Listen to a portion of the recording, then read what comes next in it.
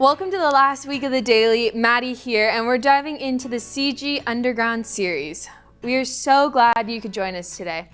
This past weekend, the pastors talk about how can we follow the leader? How can we follow Jesus? So this week, we are going to take a deeper look into what these verses say. Today, we're looking at Acts 6, 8 through 10.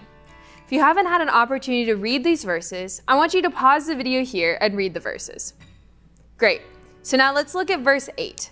It says, "Now Stephen, a man full of God's grace and power, performed great wonders and signs among the people." Stephen, a disciple, a follower of Jesus, was full of God's grace and power. I think I sometimes forget that the people in the Bible are humans who follow the Lord. I forget that Stephen is full of God's grace and power. We are also full of God's grace and power. Now, I want us to jump down to verse 10.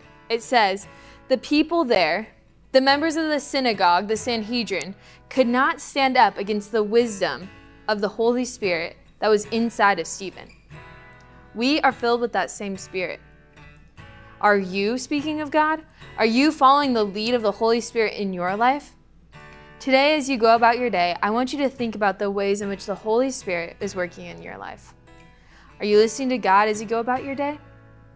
I want us to pray today that the Holy Spirit reminds us of His will.